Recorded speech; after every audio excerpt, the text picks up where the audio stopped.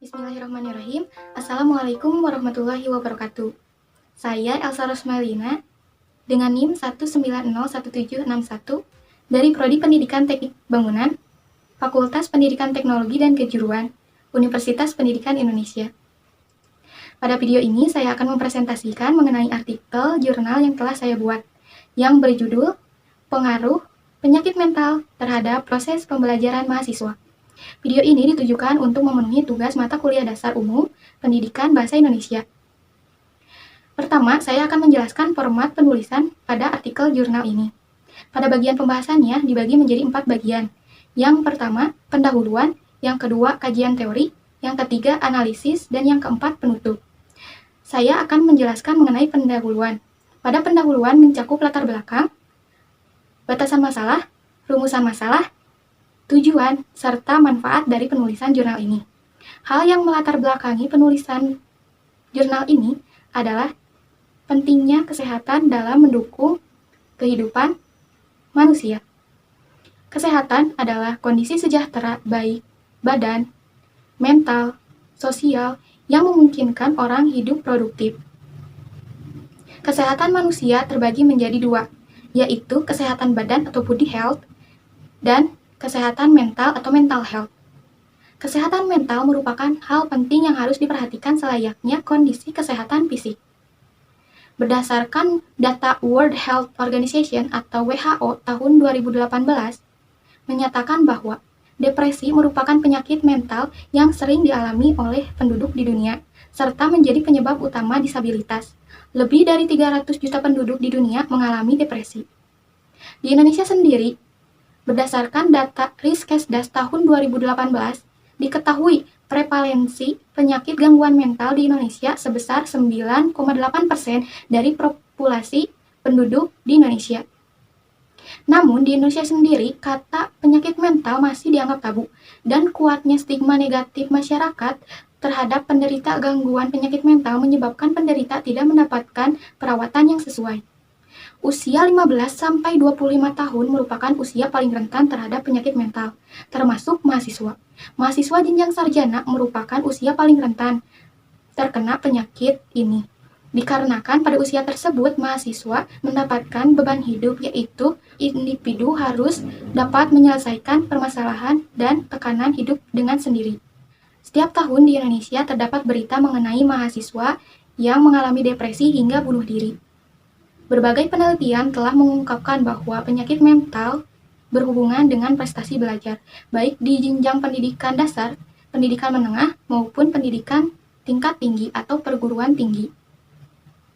Untuk itu, pada penelitian ini permasalahan dibatasi pada 2 masalah. Yang pertama, gejala penyakit mental yang dialami oleh mahasiswa, dan yang kedua, pengaruh penyakit mental terhadap proses pembelajaran mahasiswa. Tujuannya, untuk mengetahui gejala penyakit mental yang dialami oleh mahasiswa dan pengaruhnya terhadap proses pembelajaran. Serta manfaat penelitian ini adalah untuk memberikan pengetahuan atau wawasan yang lebih luas mengenai kesehatan mental, penyakit mental, serta pengaruhnya terhadap proses pembelajaran, umumnya bagi para pembaca atau para penonton, dan khususnya bagi pribadi diri saya sendiri. Metode penelitian yang digunakan pada jurnal ini adalah metode kualitatif. Metode kualitatif yaitu analisis melalui tinjauan pustaka dari beberapa buku dan jurnal, serta menggunakan pendekatan metode kuantitatif sederhana dengan subjek yaitu mahasiswa yang berusia 19-20 tahun. Teknik pengumpulan data dilakukan dengan menggunakan kuesioner secara daring yang disebarluaskan melalui aplikasi media sosial yaitu WhatsApp pada bulan April tahun 2020. Diperoleh 44 subjek. Pada kuesioner ini dilakukan untuk menambah materi analisis dan mendukung analisis tinjauan pustaka. Lanjut ke bagian yang kedua yaitu kajian teori. Pada kajian teori ini terdapat 3 aspek yang akan dibahas. Yang pertama yaitu kesehatan mental. Menurut Undang-Undang Nomor 3 Tahun 1966 dijelaskan bahwa kesehatan jiwa adalah keadaan jiwa yang sehat menurut ilmu kedokteran sebagai unsur kesehatan. Dalam penjelasannya disebutkan bahwa kesehatan jiwa adalah kondisi yang memungkinkan pengembangan fisik, mental, dan emosional secara optimal, dan perkembangan tersebut berjalan selaras dengan kondisi orang lain. Pemahaman mengenai penyakit dan kesehatan mental tidak dapat dipisahkan dari pemahaman mengenai sakit dan sehat secara fisik. Berbagai penelitian telah mengungkapkan bahwa adanya hubungan antara kesehatan fisik dan kesehatan mental. Sehat dapat diartikan sebagai kesejahteraan secara penuh, baik badan, mental, dan sosial. Pribadi dengan mental yang sehat atau pribadi yang normal adalah pribadi yang mampu menunjukkan tingkah laku edukatif atau edukuat dan dapat diterima oleh masyarakat di sekitarnya. Sikap dan tingkah lakunya sesuai dengan norma dan pola hidup masyarakat setempat, sehingga terjadi relasi interpersonal dan intersosial yang memuaskan. Dilanjut pada aspek yang kedua, yaitu mengenai penyakit mental. Penyakit mental adalah berbagai kondisi yang menyebabkan atau berpengaruh pada suasana hati, pemikiran, dan tingkah laku seseorang.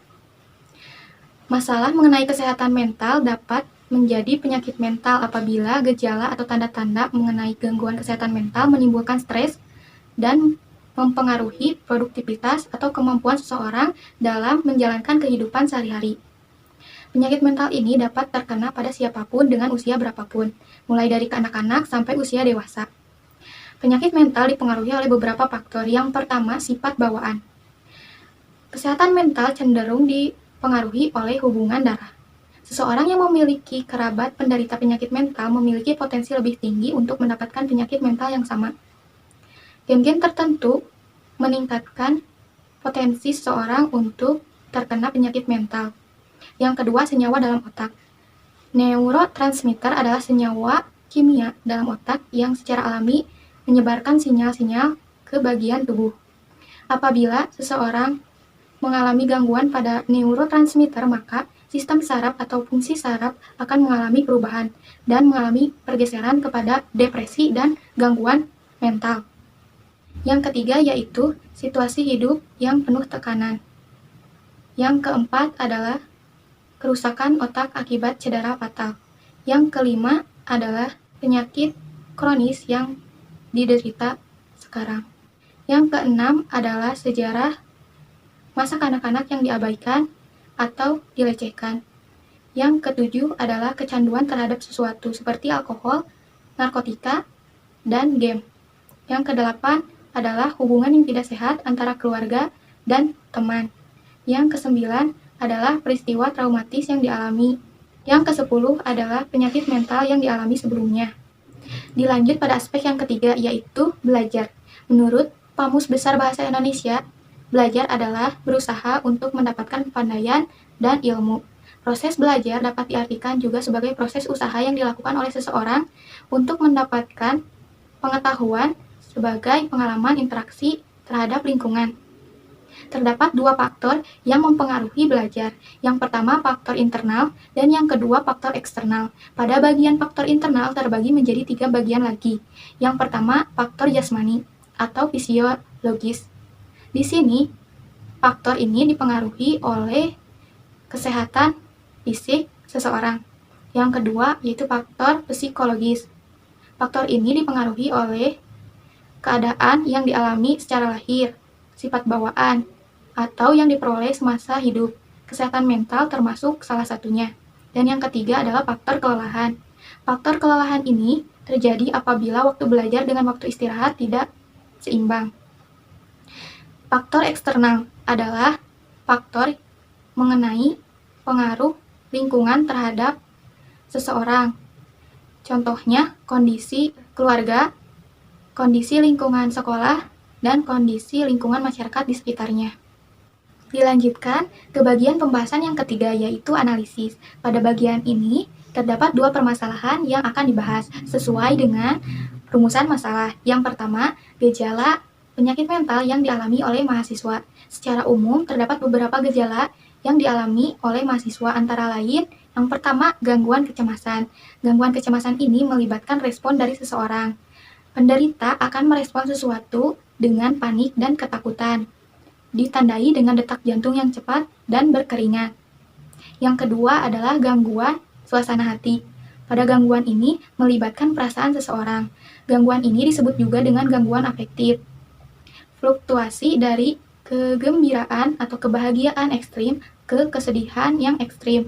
Terdapat dua gejala, yaitu depresi dan bipolar. Dilanjut ke gangguan yang ketiga, yaitu gangguan psikotik. Gangguan psikotik ini melibatkan kesadaran dan pemikiran yang menyimpang. Terdapat dua gejala, yaitu halusinasi dan delusi. Apa itu halusinasi? Halusinasi adalah pengalaman, gambar, dan suara yang tidak nyata. Sedangkan delusi adalah kenyataan yang salah dan dianggap benar oleh orang, padahal terdapat fakta yang menyatakan bahwa hal tersebut merupakan salah. Yang keempat adalah gangguan makan. Biasanya dialami oleh mahasiswa rantau, di mana sekolah atau berkuliah jauh dari tempat tinggal asalnya. Yang kelima adalah gangguan kontrol impuls atau gangguan kecanduan. Biasanya, seseorang yang mengalami gangguan kecanduan memiliki subjek tertentu, seperti narkoba, alkohol, game, dan lainnya. Biasanya seseorang yang memiliki kecanduan ini akan melalaikan atau meninggalkan tanggung jawabnya di kehidupan nyata. Yang keenam, gangguan kepribadian. Seseorang dengan gangguan kepribadian memiliki sifat kepribadian yang ekstrim, sehingga memberikan tekanan kepada orang lain dan menyebabkan masalah. Yang ketujuh yaitu OCD atau Obsessive Compulsive Disorder. Orang dengan penderita ini melibatkan ketakutan seseorang terhadap sesuatu yang menyebabkan seseorang tersebut melakukan ritual atau aktivitas secara berulang. Contohnya, seseorang yang memiliki ketakutan berlebihan terhadap kuman akan mencuci tangannya terus-menerus. Dan yang terakhir adalah Post-Traumatic Stress Disorder atau PTSD. Seseorang dengan gangguan ini terjadi karena pengalaman pribadi atau peristiwa traumatik semasa hidupnya, seperti ditinggalkan secara mendadak oleh orang yang dicintai, dan lain sebagainya.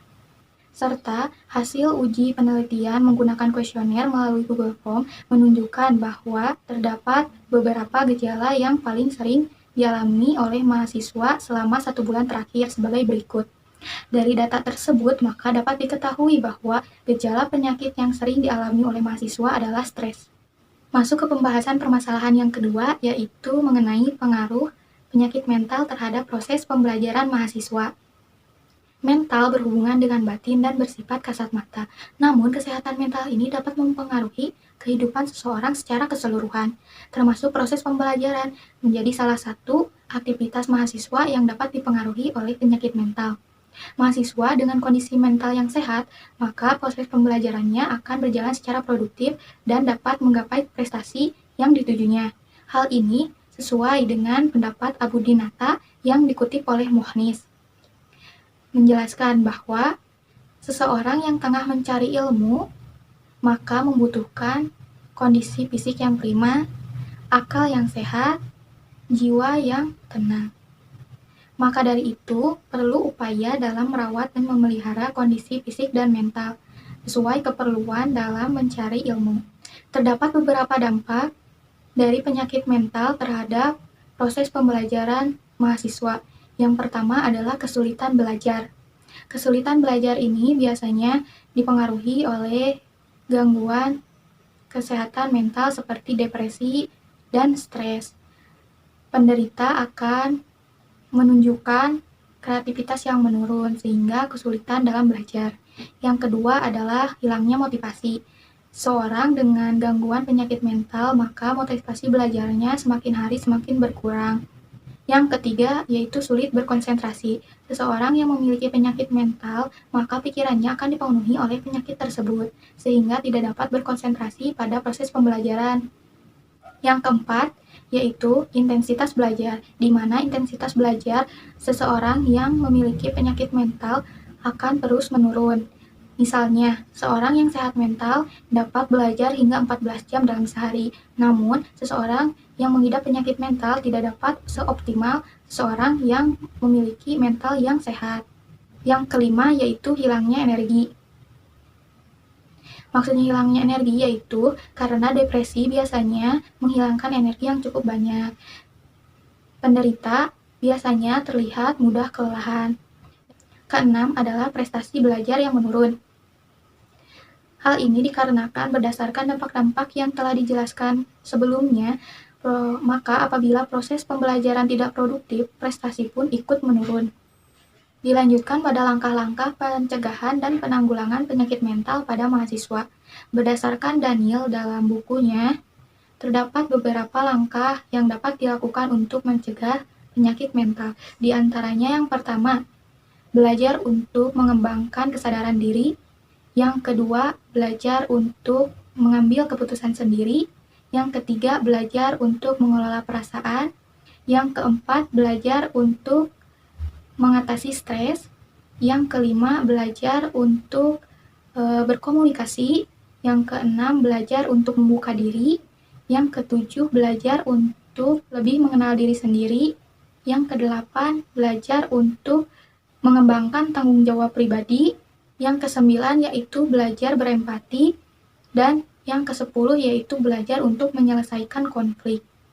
Selain itu, dalam uji hasil penelitian berdasarkan kuesioner melalui Google Form menunjukkan bahwa terdapat beberapa langkah yang paling umum dilakukan oleh mahasiswa, antara lain yang pertama, dengan mendekatkan diri kepada Allah Subhanahu wa Ta'ala. Yang kedua, dengan membuat daftar pekerjaan sehari-hari. Yang ketiga, dengan berusaha mencintai diri sendiri.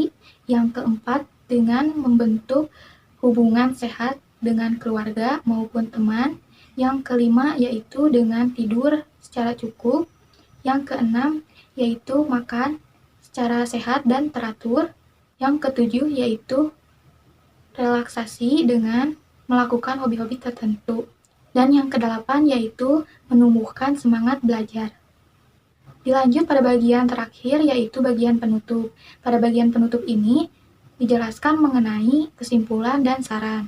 Berdasarkan pemaparan sebelumnya, maka dapat ditarik kesimpulan, yaitu terdapat pengaruh signifikan antara penyakit mental dengan proses pembelajaran mahasiswa, karena kesehatan mental merupakan hal vital yang dapat mempengaruhi kehidupan sehari-hari, termasuk proses belajar yang merupakan aktivitas dominan sebagai mahasiswa. Saran, bagi seseorang yang mengalami gejala-gejala penyakit mental, harus segera menghubungi keluarga dan meminta bantuan kepada dokter atau ahlinya. Jangan sampai melakukan self-diagnosis sendiri ya, karena dalam beberapa penelitian, dengan melakukan self-diagnosis dapat memperburuk keadaan kesehatan mental seseorang. Dengan mengetahui pentingnya akan kesehatan mental, maka menjaga kesehatan mental dengan memperbaiki pola hidup adalah poin penting yang harus dilakukan, karena mencegah lebih baik daripada mengobati. Sekian presentasi dari saya, mohon maaf apabila ada kesalahan. Terima kasih telah menonton. Wabillahi taufiq wal hidayah. Wassalamualaikum warahmatullahi wabarakatuh.